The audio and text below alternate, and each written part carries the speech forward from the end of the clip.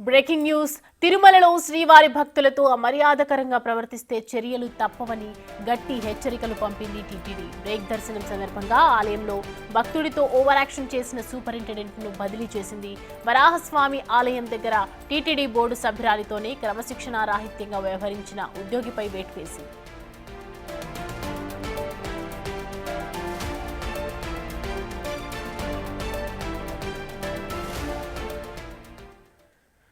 ఈ అంశానికి సంబంధించి మరిన్ని అప్డేట్స్ మా ప్రతినిధి దామోదర్ అందిస్తారు. దామోదర్, జనరల్గా మనం కూడా చూస్తూ ఉంటాం కదా, తిరుపతిలో అక్కడ ఉన్నటువంటి ఆఫీసర్స్ కానీ విరుచుకుపడడం ఇవన్నీ చేస్తూ ఉంటారు. సో ప్రజెంట్ అసలు అక్కడ డీటెయిల్స్ ఏంటి, ఎందుకు అలా బదిలాయించాల్సి వచ్చింది? సౌమ్య, తిరుమల శ్రీవారి ఆలయంలో ఏదైతే భక్తుల పట్ల దురుసుగా వ్యవహరిస్తే కఠినంగా వ్యవహరిస్తామనంటూ టీటీడీ పాలక మండలి కానీ నూతన కూటమి ప్రభుత్వం కానీ గతంలోనే ఏదైతే ప్రభుత్వం అధికారంలోకి వచ్చిన తర్వాతనే హెచ్చరికలు జారీ చేసింది.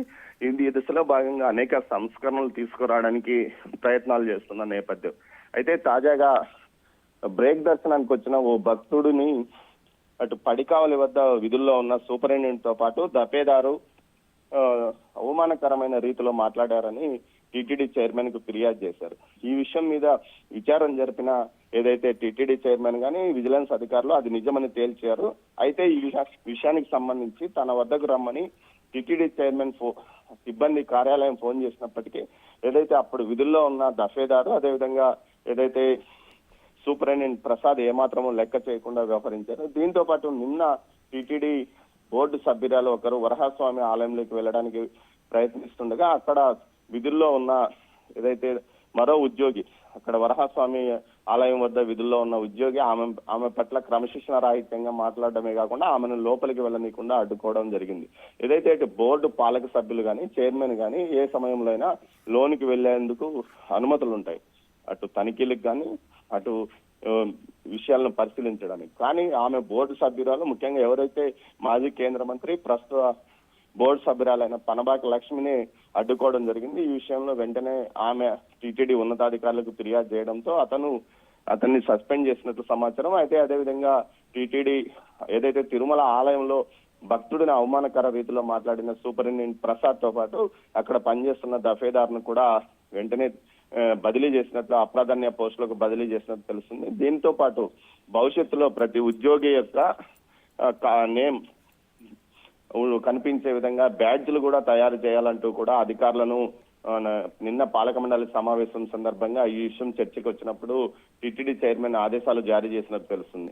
భక్తులే ప్రధానము, భగవంతుని తర్వాత భక్తులే ప్రధానం అన్న రీతిలో వ్యవహరించాలి, కానీ భక్తులను క్యూ లైన్లలో కానీ బయట కానీ అవమానకరంగా మాట్లాడితే కఠినంగా చర్యలు తీసుకుంటాననే ఈ సందర్భంగా ఇది మొదటిది. భవిష్యత్తులో అయితే సస్పెన్షన్, ఆ తర్వాత డిస్మిస్ కూడా చేయిస్తానంటూ కూడా టీటీడీ చైర్మన్ ఈ విధంగా హెచ్చరించినట్టు తెలుస్తుంది. సౌమ్య, దామోదర్, వరుస ఘటనలు మనం చూస్తూనే ఉన్నాము. తొక్కిసలాట ఘటనకు సంబంధించి చూసాము, అలాగే చోరీ అని రకరకాలుగా తిరుమల నుంచి రకరకాల వార్తలు వస్తూనే ఉన్నాయి. ఇప్పటికీ కూడా ఇంకా క్రమశిక్షణ లేకపోవటము, సరైన పద్ధతిలో ఉండకపోవడము, ఇటు అధికారులకు కూడా నిర్లక్ష్యంగా ఉండడం, ఇదంతా కూడా అసంతృప్తిని కలిగిస్తూ ఉంది. సో దీనిపైన యాక్షన్స్ తీసుకునే అవకాశాలు ఉన్నాయా మరి?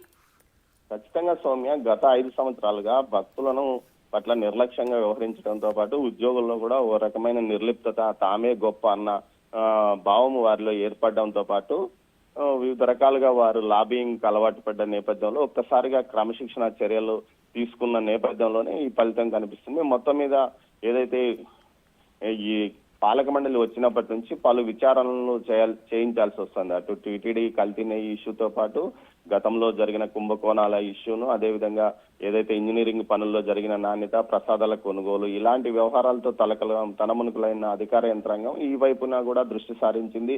ఏదైతే ప్రసాదాల నాణ్యత పెంచింది, అదేవిధంగా అన్న ప్రసాదం నాణ్యత పెంచింది, లడ్డూ ప్రసాదం నాణ్యత పెంచి ఈ దశగా ముందుకు వెళ్తున్న సందర్భంగా ఉద్యోగులు కొంతమంది కావాలని గొడవలు క్రియేట్ చేసి అసంతృప్తి పెంచే విధంగా వ్యవహరిస్తున్నారు. ఇలాంటి వారిపైన చర్యలు కఠినంగా ఉంటాయంటూ కూడా టీటీడీ బోర్డుతో పాటు టీటీడీ యాజమాన్యం కూడా హెచ్చరికలు జారీ చేస్తున్న నేపథ్యంలో మొదటిగా వీరి మీద ఇలాంటి చర్యలు తీసుకున్నారని తెలుస్తోంది. సౌమ్య అండ్ దామోదర్, ఇప్పుడు నార్మల్గా బ్రేక్ దర్శనం కోసం వచ్చిన వాళ్ళంటే ఒక పొజిషన్లో ఉన్న వాళ్ళ పరిస్థితి ఈ విధంగా ఉంటే, సామాన్య భక్తులు మరి ఉచిత దర్శనం కోసం వచ్చిన వాళ్ళ భక్తుల పరిస్థితి ఏంటి?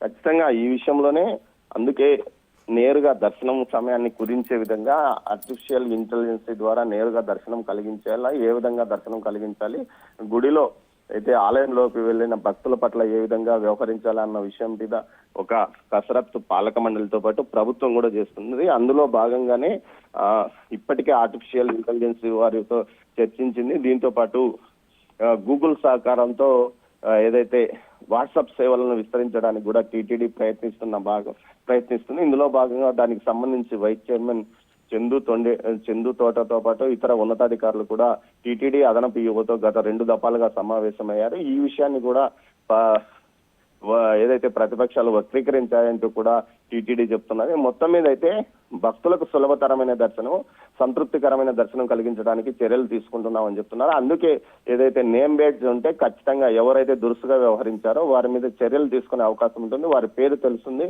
వారి మీద వెంటనే కంప్లైంట్ ఏదైతే ఫిర్యాదు చేయవచ్చో ఆ తర్వాత వారిపైన మేము చర్యలు తీసుకుంటామని టీటీడీ చెప్తోంది. Soumya, thanks for the updates Damodar.